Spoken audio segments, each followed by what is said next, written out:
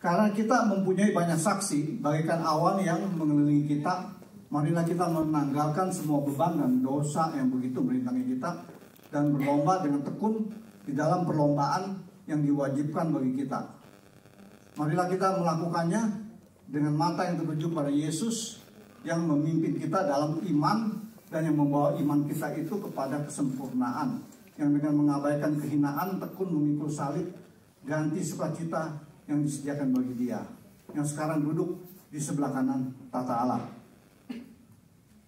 Berikutnya adalah 1 Timotius 6 ayat 12. Bertandinglah dalam pertandingan iman yang benar dan rebutlah hidup yang kekal, untuk itulah engkau telah dipanggil dan telah engkau ikrarkan ikrar yang benar di depan banyak saksi. Jadi itu firman Tuhan, 2 ayat itu kita baca. Saudara-saudara sekalian, bahwa keselamatan kita itu adalah anugerah Tuhan, itu bukan usaha kita. Tapi di dalam menjalani kehidupan Kristen kita harus mengusahakannya. Ya. Jadi melalui suatu pertandingan iman, karena kita harus menjaga iman kita agar tetap murni di hadapan Tuhan. Ya. Makanya disebut pertandingan iman. Ya. Nah, di dalam Alkitab memang kita tidak diminta untuk melakukan pertandingan, misalkan baca firman Tuhan, menghafal ayat firman Tuhan, atau walaupun itu perlu ya. Atau kita nggak disuruh bertanding siapa yang bisa melayani Tuhan yang paling hebat gitu loh. Enggak seperti itu. Tapi justru kita diajarkan mengenai berlomba perlombaan iman. Nah, kalau kita mengatakan minta kita seperti itu wajib ya dikatakan situ. Berarti itu penting. Kenapa penting? Karena kita lihat di situ bahwa pada akhirnya kalau kita mencapai garis finish, kita akan menerima mahkota kehidupan. Ya. Jadi keselamatan itu memang bukan usaha kita, tapi menjalani kehidupan Kristen kita harus mengusahakannya. Kita harus melalui pertandingan yang disebut pertandingan iman. Ya. Nah, Paulus di dalam firman Tuhan mengatakan bahwa dia mengumpamakan kehidupan kita sebagai orang Kristen itu seperti perlombaan maraton, ya, atau lomba lari maraton. Kita tahu kalau maraton itu kan jauh, panjang ya. Kalau nggak salah 42 kilo lebih gitu sedikit. Ya. Nah, perlombaan karena panjang itu memang memerlukan suatu physical endurance, jadi ketahanan fisik. Karena banyak rintangan, kita harus menghadapi rintangan diri sendiri juga gitu. Nah, tapi di dalam perlombaan iman itu lebih banyak ke arah spiritual endurance. Itu menyangkut spiritual, roh, ya, bukan fisik. Ya. Yang penting di sini adalah spiritual endurance. Karena ini perjalanan yang panjang, yaitu seumur hidup kita. Ya, perjalanan perlombaan iman kita tuh nggak hanya pendek atau sampai terus, tapi seumur hidup kita. Tiap orang pasti harus melaluinya. Panjang pendeknya tergantung berapa umur kita. Apakah kita dipanggil Tuhan lebih dulu atau kalau ada rapture misalkan seperti itu ya. Jadi kembali lagi ini spiritual endurance, dan ini merupakan di peperangan rohani gitu ya. Memang masalahnya kalau kita hidup di negara-negara yang aman seperti di Australia atau di negara-negara maju, kita nggak begitu nggak merasa gitu, karena nggak kelihatan gitu. Ya, nggak seperti peperangan fisik gitu. Ini pertandingan iman, artinya lawan kita bukan darah dan daging, tapi lawan kita adalah penguasa-penguasa udara. Jadi suatu peperangan rohani. Dan makanya banyak orang yang lengah. Kita sebagai orang Kristen seringkali lengah karena kita nggak merasa seperti kita dalam peperangan. Padahal kita dalam peperangan. Begitu kita jadi orang Kristen, kita memasuki kancah peperangan rohani. Jadi waktu kita lahir baru, ada 3 hal yang menyangkut perlombaan iman ini yang kita harus perhatikan. Yang pertama adalah kita diberi Roh Kudus. Roh Kudus itu sebagai penolong kita, matrai sebagai keselamatan kita. Roh Kudus yang memimpin kita dalam pertandingan iman kita. Dia mengajar kita firman Tuhan, menerangi kita, yang menghibur kita, menuntun kita, dan menasihati kita dan sebagainya. Itu Roh Kudus yang pertama. Yang kedua, kita diberi iman. Pada waktu kita lahir baru kita diberi iman. Dan iman itu yang harus kita jaga, kita harus kembangkan. Itu harus kita praktekkan ya. Di dalam Yakobus 2 ayat 17 dikatakan bahwa iman tanpa perbuatan adalah iman yang mati. Makanya iman itu harus dihidupkan. Nah, jadi artinya dihidupkan tuh kita harus menjaganya, kemudian mempraktekannya dalam kehidupan kita. Di dalam Ibrani 11 ayat 6 dikatakan bahwa iman, apabila tanpa iman kita tidak berkenan kepada Tuhan. Jadi harus dengan iman baru kita bisa berkenan kepada Tuhan. Jadi iman itu pentingnya luar biasa yang harus kita jaga. Yang ketiga adalah pada saat kita bertobat, lahir baru, kita otomatis langsung menjadi seteru iblis. Kita jadi musuh iblis langsung ya, waktu itu juga gitu ya. Nah, karena iblis, kita tahu waktu kita diselamatkan, redemption, kita kan ditebus oleh darah Yesus kan. Kita berpindah dari gelap pada terang. Kita berpindah dari milik iblis jadi milik Kristus. Nah, tentunya iblis nggak tinggal diam gitu loh. Dia kehilangan kita, dia nggak tinggal diam, dia akan berusaha mencari kesempatan untuk merebut kita kembali. Dia akan dengan berbagai macam cara. Ya, pokoknya inti daripada tujuan iblis adalah supaya kita minimal nggak bisa berhubungan dengan Tuhan. Syukur-syukur dia bisa tarik kita kembali semua seutuhnya gitu loh. Itu tujuan iblis. Dengan segala cara kita nggak berhubungan dengan Tuhan. Bahkan kalau kita menjadi Kristen suam-suam kuku, dia senang sekali gitu loh.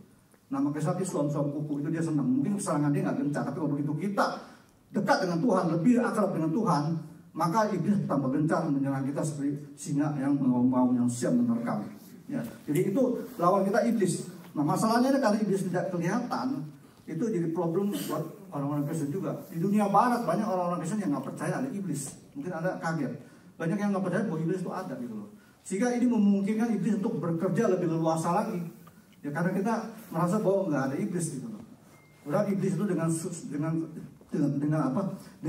sungguh-sungguh selalu berusaha menyerang kita dengan segala macam cara di dalam kehidupan kita. Makanya kita dalam perubahan ini kita harus selalu waspada. Ya.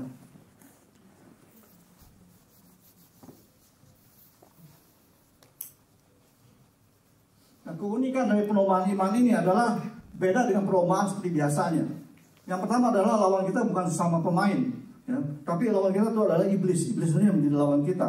Ya, musuh kita adalah iblis, bukan sesama orang-orang Kristen. Ya. Makanya saya katakan tadi itu adalah peperangan rohani. Kita harus punya mata iman untuk bisa melihat bahwa ini adalah serius sekali masalah peperangan rohani. Kita harus sadari gitu loh. Di dalam Efesus 6 ayat 12. Firman Tuhan mengatakan bahwa perjuangan kita bukan melawan darah dan daging, tapi melawan pemerintah, penguasa, penghulu dunia yang gelap. Ya. Jadi kita harus menggunakan juga senjata rohani kita dalam menghadapi peperangan rohani ini. Kita tahu bahwa senjata rohani itu, kalau saya menghafalnya dari atas ke bawah, itu topeng keselamatan, kemudian baju zirah keadilan, kemudian ikat pinggang kebenaran. Terus kemudian perisai iman, itu firman Tuhan, kemudian apalagi? Pedang roh, firman Tuhan ya, perisai iman, pedang roh, firman Tuhan, kemudian kaki berkasutkan kerelaan, kemudian yang Pak Dana juga ingatkan kepada kita ada roh, berdoa dalam roh, ya, itu juga salah satu senjata rohani kita. Nah, ini yang harus yang kita gunakan di dalam peperangan rohani itu. Jangan sampai kita dikacaukan iblis dengan salah ikut perlombaan. Yang seharusnya kita diwajibkan untuk perlombaan rohani, perlombaan iman, kita ke perlombaan yang lain, perlombaan duniawi, sekularisme, konsumerisme, atau materialisme. Nah, iblis seringkali mengacaukan kita dalam kehidupan kita sehari-hari.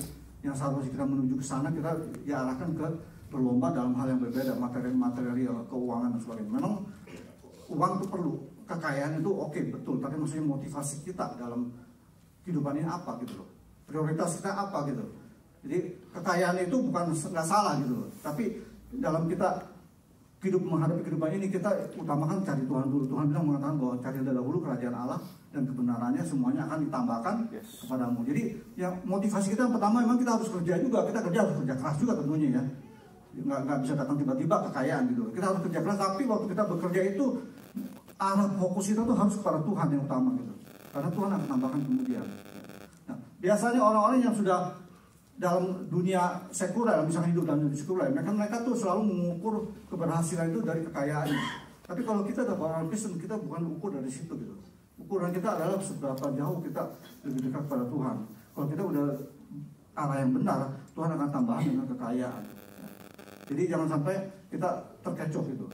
Nah, menurut saya gampang kita untuk mengukur apa kita menyimpang atau enggak gitu. Kalau misalkan kalau kita kasih kekayaan atau keberhasilan dalam hidup kita, tapi kalau kita tambah jauh dengan Tuhan, itu ukurannya kita bisa tahu bahwa ini nggak benar gitu. Pasti kita harus kembali lagi.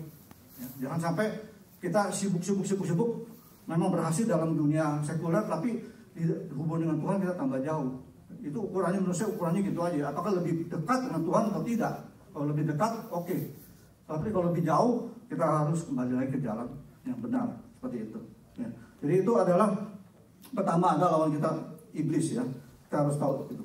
Kemudian yang kedua adalah bahwa kompetisi bukan dengan sesama pemain. Kita sama pemain itu enggak saling sikut-sikutan gitu loh. Kita harus justru saling menopang. Saya mau kasih satu slide, mungkin Pak Marvin bisa kasih lihat. Saya mau kasih gambaran aja semangat daripada kita berlomba iman ini bagaimana, seperti ini seharusnya.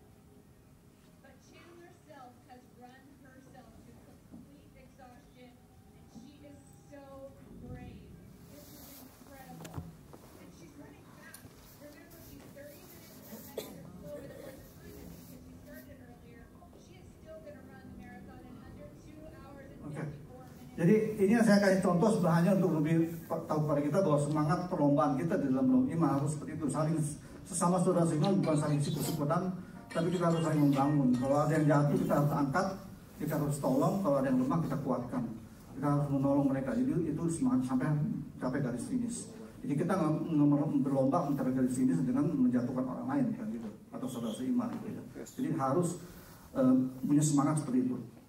Kemudian yang ketiga adalah garis finish setiap orang percaya itu tidak sama, ya, nggak seperti dalam perlombaan sama, tapi ini berbeda tergantung usia kita. Makanya panjang. Kalau kita umurnya 90 tahun mungkin kita harus menjalani selama 90 tahun, harus setia terus, ya. Karena dalam perlombaan itu banyak sekali rintangan, ya, masalah-masalah hidup dan sebagainya. Maka kita akan bahas sedikit di situ ya. Jadi kapan berakhirnya kalau kita dipanggil Tuhan, atau mungkin kalau ada rapture.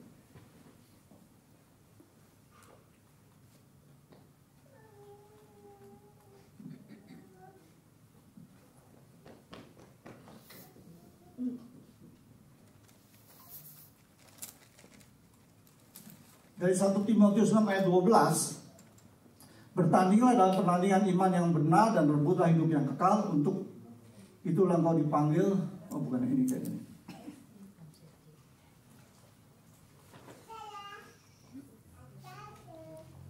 Nah ini 2 Timotius 4 ayat 6 sampai 8. Mengenai diriku, darahku sudah mulai dicurahkan sebagai persembahan, dan saat kematianku sudah dekat. Aku telah mengakhiri pertandingan yang baik. Aku telah mencapai garis akhir, dan aku telah memelihara iman. Sekarang telah tersedia bagiku mahkota kebenaran yang akan dikaruniakan kepadaku oleh Tuhan, Hakim yang adil pada harinya. Tapi bukan hanya kepadaku, tetapi juga kepada semua orang yang merindukan kedatangan. Jadi garis finish itu harus dicapai oleh semua orang, gak hanya 1-2 orang. Kita harapkan sebagai sesama seorang Kristen kita semua bisa masuk garis finish pada akhirnya. Nah kita manusia ini adalah manusia roh. Seringkali Pak Benanto mengingatkan kita bahwa kita ini bukan manusia daging, manusia roh. Nah, artinya apa? Kita harus isi roh kita dengan makanan. Kita harus membangun manusia rohani kita. Gitu loh. Itu yang paling penting, karena kita seringkali lebih mengandalkan tubuh kita. Kalau kita lapar, kita merasakan lapar, kita makan. Tapi bedanya antara lapar rohani dengan lapar tubuh itu beda. Kalau lapar tubuh itu kita kalau lapar kita berasa kita makan. Tapi kalau lapar rohani, kalau kita nggak peka sama Roh Kudus, lama-lama kita abaikan, lama-lama kita nggak merasa lapar. Seperti orang-orang di dunia di luar sana, kalau mereka nggak merasa bahwa mereka lapar rohani gitu loh.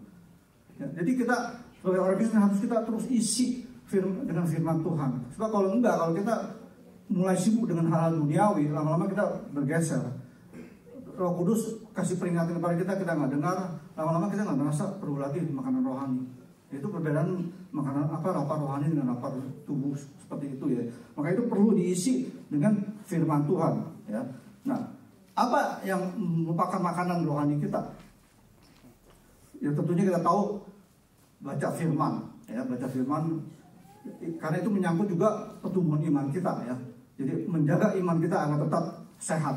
Kita harus banyak berdoa setiap hari kepada Tuhan, karena itu hubungan relationship dengan Tuhan. Kemudian baca firman, belajar firman. Kita mesti punya suatu kerinduan untuk belajar terus, jangan merasa bahwa kita udah cukup gitu loh, karena belajar firman gak habis-habisnya. Belajar, kemudian melakukan firman Tuhan, dan juga yang paling penting juga sering Pak Bernard dan juga Bu Sandra bilang perkatakan firman. Itu yang juga saya terus terang saya terapkan sekarang itu, sering memperkatakan firman. Kalau ada masalah-masalah saya perkatakan gitu. Itu membangun diri saya gitu. Semacam kayak di dunia sekuler, saya lihat di Google itu ternyata ada juga yang disebut self talk. Mungkin pernah dengar self talk ya. Berbicara dengan diri sendiri dengan kata-kata positif. Nah, saya lihat di Google ternyata self talk ini ada yang melakukan penelitian ilmiah dan memang ada manfaatnya gitu. Saya ambil kutip beberapa di sini. Self talk yang positif, manfaat itu ternyata banyak gitu. Ini saya hanya ambil beberapa saja. Yang pertama, meningkatkan rasa percaya diri dan memanage stres kita. Kemudian mengurangi tanda-tanda depresi dan kecemasan, mengurangi risiko melukai diri sendiri dan bunuh diri. Ini mental illness ya, mental illness. Meningkatkan penguasaan diri, memotivasi untuk atasi rintangan hidup dan juga menolong untuk tenangkan diri kita gitu. Jadi ternyata self talk itu dalam dunia sekuler aja begitu manfaatnya banyak gitu. Ada manfaatnya. Apalagi sekarang kalau kita self talk tuh memperkatakan firman Tuhan. Ya. Terus terang saya waktu mempersiapkan firman Tuhan ini saya juga banyak menggunakan self talk karena saya terus terang merasa diserang iblis gitu. Saya merasa iblis menuduh saya terus dalam pikiran saya. Dia katakan, kamu orang berdosa, kamu nggak mampu, kamu nggak layak gitu. Saya harus ngomong terus bilang, aku sudah dilayakkan, aku sudah diselamatkan, aku dilayakkan. Dan aku memang masih berbuat dosa, tapi aku bukan pendosa. Jadi kita mesti ngomong itu, membantu untuk membangun kembali supaya kita nggak down lagi gitu loh. Terus saya merasa serangan itu gencar gitu. Itu mungkin bisa ada kesaksian sendiri nanti mengenai saya ini, mengenai ini. Karena saya terus terang bergumul dalam persiapan ini juga gitu. Saya merasa ada serangan yang luar biasa. Jadi dalam kehidupan kita ini makanya perlu terus memperkatakan firman itu ya, karena firman itu berkuasa. Kalau hal-hal positif duniawi ini bisa mempengaruhi kita, apalagi firman Tuhan yang berkuasa ya. Sekali lagi, jadi kita jangan merasa puas rohani. Yang paling penting itu jangan iblis bisa mengkecoh kita merasa puas kita sudah rohani gitu loh. Jadi nggak ada dari satu kita dari diri kitanya merasa bahwa kita udah cukup gitu puas rohani. Jangan, kita harus terus belajar firman Tuhan. Ya, kita boleh melayani dengan iya, tapi firman Tuhan juga harus terus kita bertumbuh di dalam Tuhan ya. Hidup Kristen itu bukan bagaimana kita memulainya, tapi bagaimana kita mengakhirinya. Orang bisa mulai menggebu-gebu, tapi kalau dia nggak menjaga iman dengan firman, dengan hubungan dengan Tuhan, dengan mata tertuju pada Tuhan, kepada Yesus, itu bisa pada akhirnya bisa terhilang, bisa mengalami krisis iman kalau menghadapi masalah hidup, akhirnya bisa nggak mencapai garis finish. Saya mau kasih beberapa contoh di Alkitab. Ada beberapa fakta di Alkitab. Yang pertama adalah kita ingat ada 12 pengintai yang dikirim ke Kanaan kan. Dari 12 itu yang masuk finish hanya 2 orang, yang 10 gagal masuk finish. Karena apa? Karena mereka nggak percaya Tuhan. Mereka lihat apa yang mereka pandang, mereka nggak jadi goyah, mereka nggak percaya. Bahkan mereka mempengaruhi banyak orang Israel yang juga memberontak. Jadi dari 10 hanya 2, dari 12 hanya 2 yang lulus. Kemudian murid Yesus sendiri ada 12. 12 orang ini diajar oleh guru agung yang luar biasa, rabi yang luar biasa, bahkan Tuhan sendiri yang ngajar dia tiap hari. Tapi ternyata nggak semua masuk finish gitu loh. Ya, karena satu terkecoh dengan materialisme, akhirnya nggak mencapai garis finish. Kemudian di dalam tulisan Paulus juga kita tahu pernah dengar nama Demas. Ya, di dalam 2 Timotius 4 ayat 10. Paulus mengatakan bahwa Demas yang tadinya awal-awal bersama-sama melayani dia, tapi akhirnya dia memilih dunia. Juga Demas ini gagal mencapai garis finish karena mungkin banyak masalah yang dialami dalam kehidupannya atau tantangan, keinginan kekayaan dan sebagainya. Ini salah satu yang contoh-contohnya yang harus kita perhatikan dan kita harus belajar dari situ. Kemudian di dalam dunia sekuler juga terjadi sedemikian. Pernah dengar ada yang disebut The Tale of Three Evangelists, kisah dari 3 evangelis. Yang pertama adalah Billy Graham, kedua Chuck Templeton, yang ketiga adalah John Clifford. Nah, ketiga orang ini pada tahun 1945, mereka ada pemuda-pemuda yang begitu luar biasa berkhotbah. Mereka mengadakan kebaktian pembangunan rohani yang dikunjungi tiap kali kebaktian mereka selalu puluhan ribu orang, dan banyak orang yang diselamatkan oleh khotbah mereka. Ketiga-tiganya ini berapi-api ya. Ya, Billy Graham kita tahu. Yang kedua adalah Chuck Templeton. Banyak orang waktu itu mengatakan bahwa Chuck Templeton itu dalam khotbahnya lebih hebat dari Billy Graham. Kemudian juga John Clifford dijuluki pengkhotbah terbesar setelah 12 rasul. Ketiga orang ini luar biasa, banyak 14 orang, tapi ternyata nggak semua masuk finish gitu. Hanya satu masuk finish. Makanya kita tahu hanya Billy Graham. Mungkin Anda belum pernah dengar yang dua itu. Yang satu itu Billy Graham, kita tahu dia masuk finish, dia meninggal tahun 2018, usia kurang lebih 99 tahun, dan dia begitu setia, luar biasa. Saya mau kasih tampilkan satu perkataan dia yang sangat berkesan buat saya ya. Dia katakan begini, Billy Graham. Dia bilang banyak orang berpikir kalau saya membawa kebangunan rohani di dalam koper, seolah ada bangunan rohani dalam koper. Dan saat mereka mengumumkan nama saya, sesuatu terjadi. Tapi itu tidaklah benar. Ya. Ini adalah pekerjaan Tuhan. Dan Alkitab memperingatkan kita kalau Tuhan tidak akan membagikan kemuliaannya kepada orang lain. Semua publisitas yang kami terima kadang-kadang membuat saya jadi takut, karena saya merasa di situ terletak suatu bahaya besar. Bila Tuhan menarik tangannya dariku, aku tidak akan mempunyai kekuatan rohani lagi. Billy Graham luar biasa sekali di sini. Seluruh rahasia kesuksesan dari pertemuan kami adalah rohani. Ini roh. Ini adalah Tuhan yang menjawab doa. Saya tidak dapat mengambil kredit dari semua itu. Begitu kerendah hati, begitu attitude dia yang luar biasa, makanya Tuhan pakai dia sampai akhir, luar biasa ini.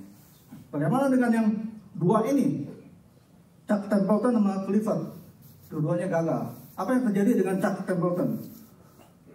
Pada waktu dia melayani begitu luar biasa, ternyata dia tuh terpengaruh dengan ajaran-ajaran di luar yang mempertanyakan mengenai ketuhanan Tuhan Yesus. Yang kedua juga mempertanyakan mengenai kebenaran Alkitab.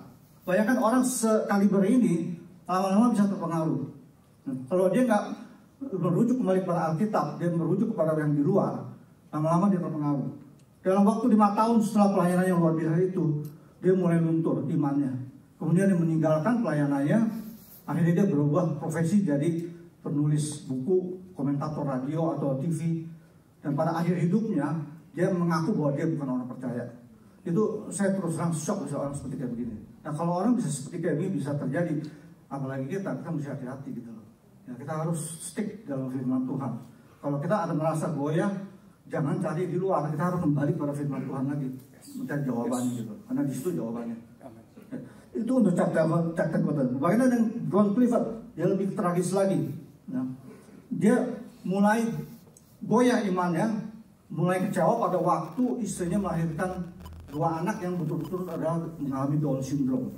Kita tahu Down syndrome itu penyakit mental yang dari genetik ya. Dia kecewa, akhirnya dia meninggalkan istrinya, meninggalkan pelayanannya, kemudian dia menjadi salesman mobil, dan kemudian menjadi pencandu alkohol yang berat. Nah 10 tahun kemudian dia ditemukan mati di sebuah kamar motel.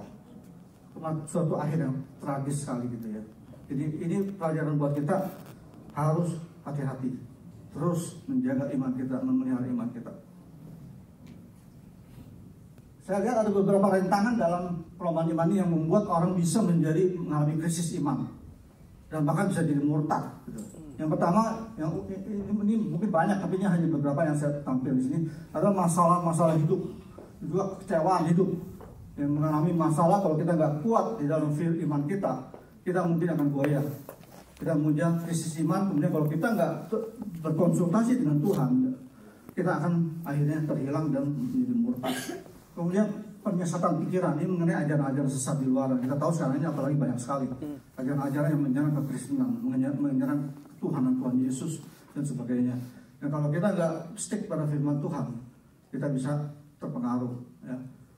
Berdasarkan statistik yang saya pernah baca, itu ajaran-ajaran sesat misalnya kayak Jehovah Witness, itu para pengikutnya sebagian besar adalah orang Kristen, bukan orang-orang bukan Kristen, orang Kristen, dan bisa dipengaruhi karena nggak punya dasar yang kuat. Kalau kita nggak punya firman Tuhan yang kuat, kita mendengar dari luaran, kemudian kita nggak kembali kepada firman Tuhan, itu bisa tersesat.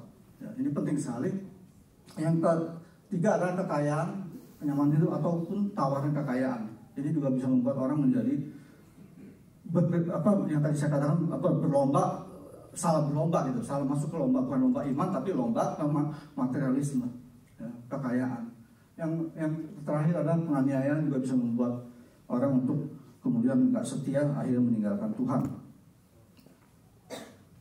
Jadi intinya adalah kalau mungkin kita memang pernah mengalami krisis iman dalam hidup kita, barangkali kita mulai aware, tapi kita harus kembali lagi ke firman. Nah, kalau kita nggak yakin, kita tanya orang yang lebih rohani dari kita. Jangan tanya ke di luar dunia, karena kalau kita lari ke dunia malah tambah parah. Atau mungkin menghabiskan waktu misalnya untuk mabuk-mabukan, untuk menghilangkan kecewaan kita. Tapi kita harus kembali pada Tuhan, kembali pada firman. Itu yang paling penting.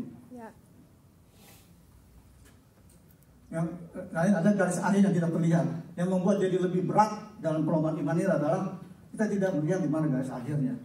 Kita nggak bisa lihat karena itu kita nggak tahu umur kita sampai kapan gitu kan, kapan dipanggil Tuhan. Saya mau ilustrasikan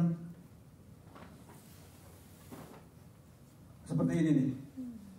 Perlombaan iman yang kita lakukan mirip seperti perlombaan perahu dayung. Ya, kita lihat ada berapa di sini, ada 8 orang yang mendayung dan 1 yang di depan mereka. Pendayung ber-8 orang ini dia maju ke situ, nggak melihat dari finishnya. Yang dia lihat dia hanya melihat pada 1 orang itu aja.